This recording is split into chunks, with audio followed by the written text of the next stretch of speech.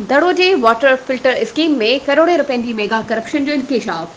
ख़बर मूजिब दड़ोजे शहरनि खे पीअण जो साफ़ पाणी मुहैया करण लाइ करोड़े रुपयनि जी लागत सां पब्लिक हेल्थ खाते तरफ़ां शुरू कयल वाटर फिल्टर प्लांट मंसूबो 18 सालनि खां वठी करप्शन सबबि रोलड़े जो शिकार।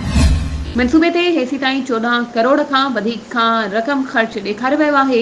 दड़ोजी अवाम अॼु बि फिल्टर थियल साफ़ पाणी खां महरूम आहे। कुछ वक्त अॻु सिंध हाई कोर्ट जे रिटायर्ड जस्टिस अमीर हानी मुस्लिम तरफ़ां दड़ोजे फिल्टर प्लांट जो हंगामी मुआयनो कयो हो ऐं ॼाणायल मंसूबे में थियल मेगा करप्शन जो इंकशाफ कंदे फौरी जांच जो हुकुम ॾिनो हो, जंहिंखां पोइ पब्लिक हेल्थ खाते जे राशि अमलदारनि फ़क़ति ॾेखाव तौरु हिकु फर्दी इंक्वायरी कमीशन जोड़ी फिल्टर प्लांट खे हलाइण लाइ बिजली जो ट्रांसफार्मर ऐं मोटरनि जी ख़रीदारी जी मद में वधीक 80 लख रुपया मंज़ूर कया, जेके पिणु करप्शन जे वर चढ़ी विया।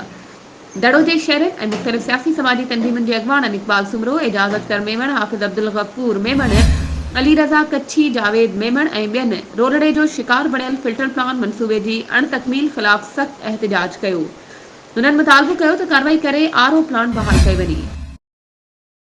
वधीक ख़बरुनि ऐं अपडेट्स जे लाइ असांजे चैनल खे सब्सक्राइब कयो ऐं हा, बेल आइकन खे प्रेस करणु न विसारिजो त जीअं असांजी हर नई अचण वारी वीडियो तव्हां ताईं पहुचे।